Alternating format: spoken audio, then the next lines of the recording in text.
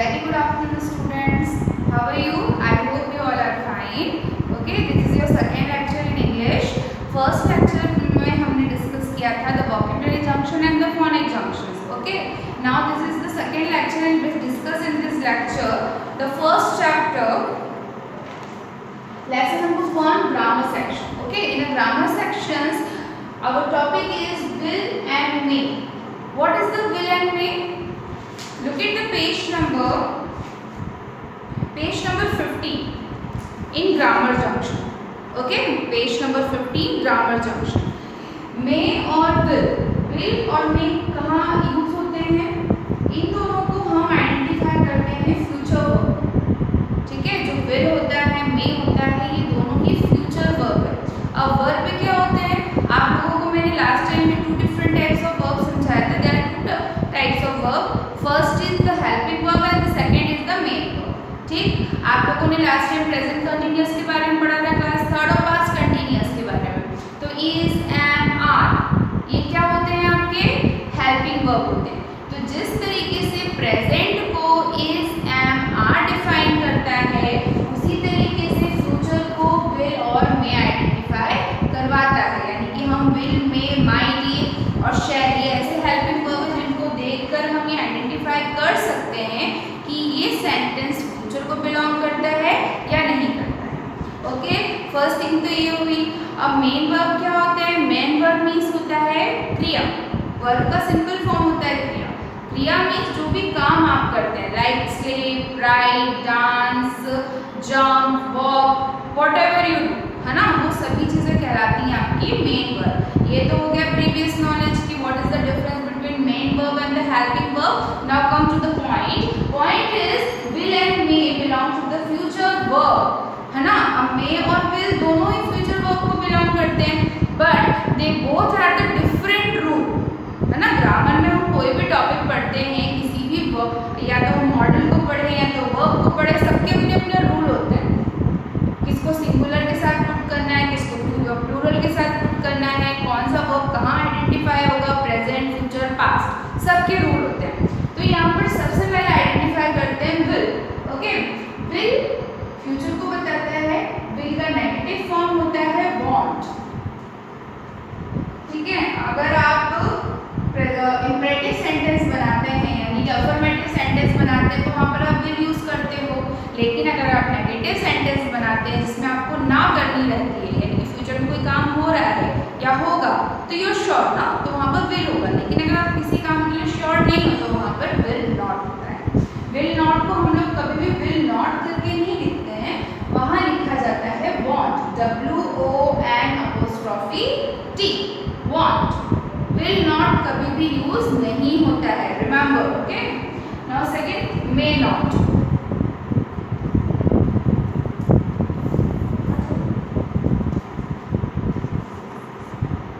Will, want, may, may not, ये तो different types बताया मैंने. अब बात करते हैं टॉपिक कि विल और मे दोनों ही जब फ्यूचर को आइडेंटिफाई कर सकता है तो हम ऐसी कौन सी चीज़ है जिससे ये रिफर करेंगे, कहाँ पर कौन से सेंटेंस में विल का यूज होगा और कौन से सेंटेंस में मे का यूज होगा.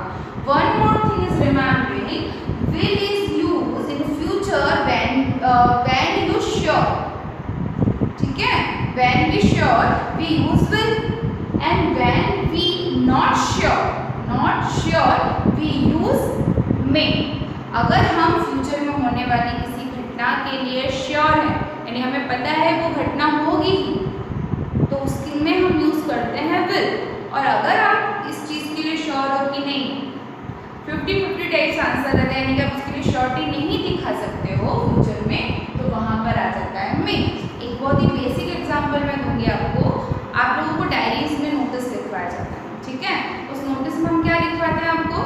There will be holiday, tomorrow will be holiday, tomorrow will be class test. तो वहाँ पर विल बी क्यों होता है? बिकॉज वी आर श्योर, हमें पता होता है कि कल हॉलीडे होने वाला है, या हमें पता होता है कि हम टेस्ट में.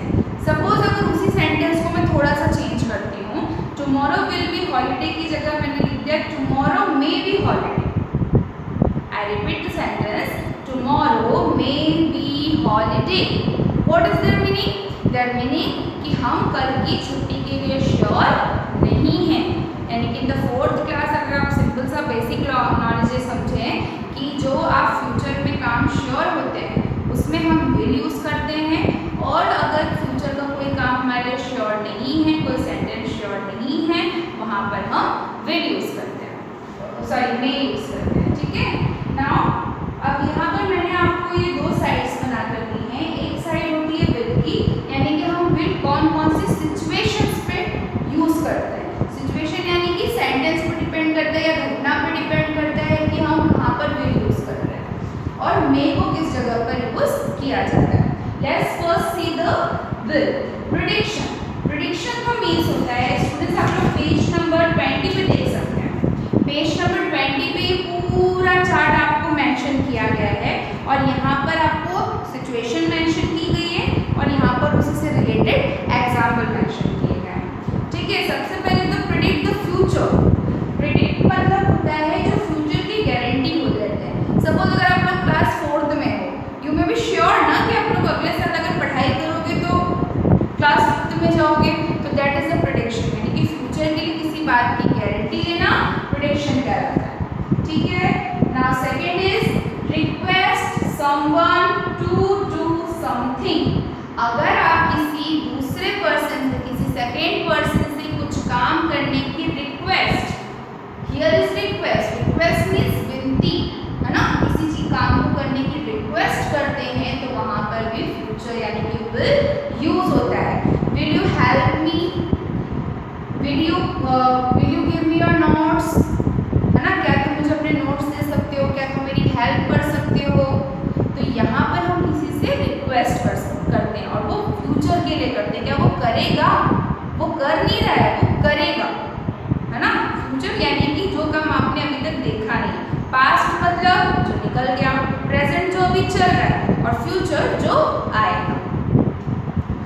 Third rule is order to someone. Order मतलब कमांड, किसी को हुक्म देना, है ना। हिंदी में हम ऑर्डर को कहते हैं हुक्म करना। किसी को कोई आदेश देते हैं जब, तब वहां पर भी विल यूज होता है। For example, will you keep down, will you keep quiet, will you be quiet for some time. यानी कि अगर आप चुप रह सकते हो, आप विनती कर रहे हो ना किसी से, क्या तुम चुप बैठोगे, चुप रह सकते हो, ये फ्यूचर को डिफाइन करता है। Now real fact. Real fact means जिसमें आपको किसी भी तरीके का कोई कंफ्यूजन नहीं, आप श्योर कि ये काम होना ही है, तो उसे हम कहते हैं real fact.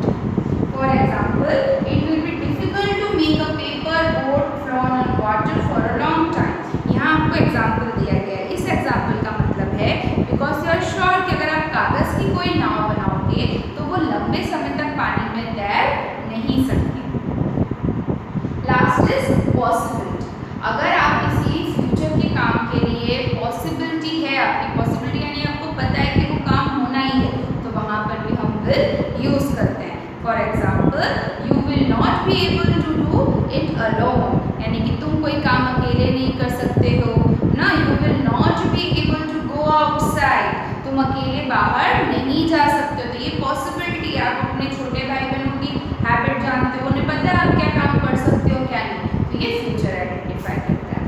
Let's one time remembering prediction of future, request some to do something, order to someone, real fact और पॉसिबिलिटी। यहाँ पर हम विल का यूज करते हैं।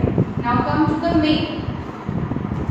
We use a may in a different way. First is permission. ये तो बहुत ही सिंपल है स्टूडेंट्स। आप लोग क्लास में एंटर होने से पहले पूछते हो ना, मे आई कम इन।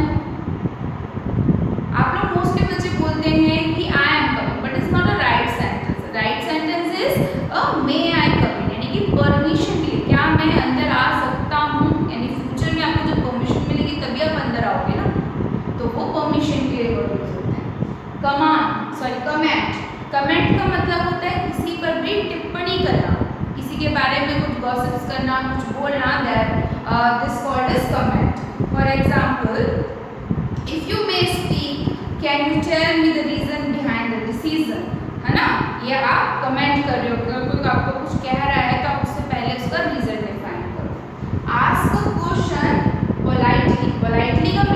है स्टूडेंट नरमी।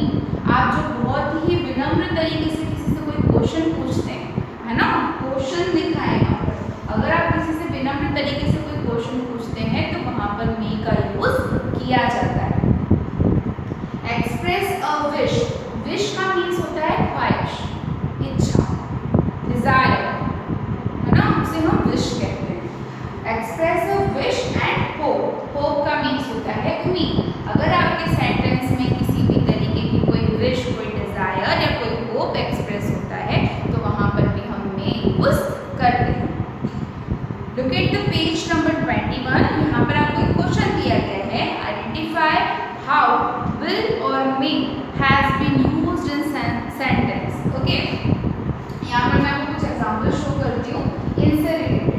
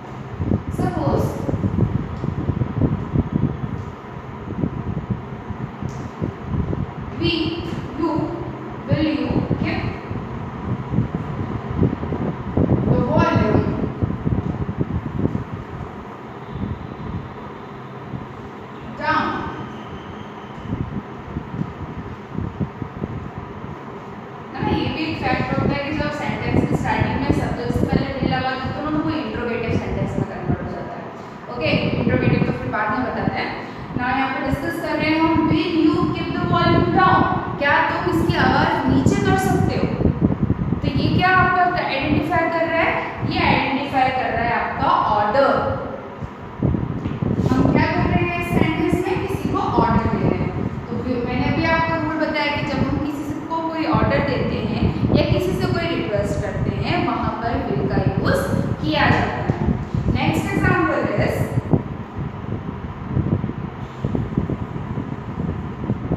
when you live long,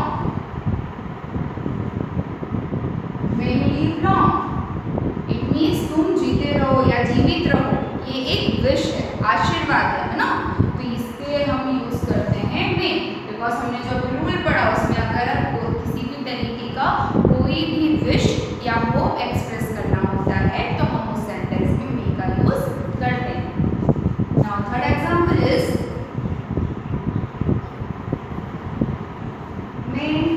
I call you again tomorrow,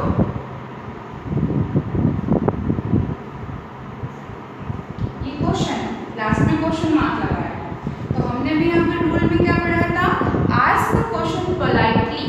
मे का यूज अगर हम किसी से कोई प्रश्न कर रहे हैं वो भी बहुत नरमी से, बहुत विनम्रता से, वहां पर मे का यूज होता है। तो सेंटेंस का मतलब क्या है? May I call you again tomorrow, क्या मैं आपको दोबारा कल फोन कर सकता हूँ या कर सकती हूँ, है ना। तो ये पोलाइटली है और आप सामने वाले से क्वेश्चन पूछ रहे हैं कि करूँगा या कर सकता हूँ ना, तो ये आपको डिफाइन करवाता है future. Now fourth example is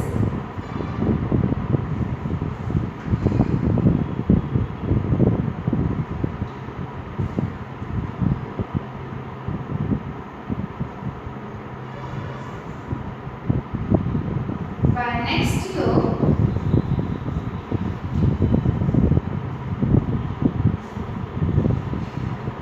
I will be in college.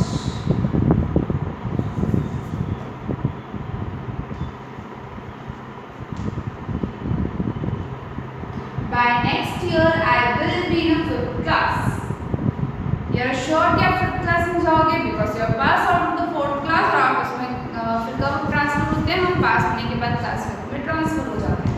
तो ये भी आपके फ्यूचर की श्योरिटी बता रहा है, ठीक है, कि आप नेक्स्ट ईयर, यहाँ पर हमने फैक्ट पढ़ा था द प्रेडिक्शन द फ्यूचर, यानी कि फ्यूचर की अगर आप कोई उल्लेख करते हैं फ्यूचर का, फ्यूचर के बारे में कुछ बात बोल देते हैं, श्योरिटी दिखाते हैं कि हाँ हम तो अगले साल ये काम कर सकते हैं, वो उससे से कहते हैं प्रेडिक्शन देना, यानी कि आप नेक्स्ट ईयर क्लास 5th में जाओगे, ये श्योर हो आप, है ना। तो इस टाइप के कुछ रूल्स होते हैं जहाँ पर हम विल और मे का यूज करते हैं। ओके स्टूडेंट्स, विल हमेशा सिंपल सा फैक्ट है कि विल हमेशा श्योर करी हुई चीज़ों के लिए यूज होता है और मे का यूज नॉट श्योर चीज़ों के लिए होता है। ठीक है, जो रूल्स हैं वो आपको पेज नंबर 20 पे मिल जाएंगे। सो एक बार अपनी बुक से एग्जाम्पल और सिचुएशंस रूल्स को फिर से आपको रीड करना है। Okay, I hope this topic is clear to you. Have a nice day all of you and thank you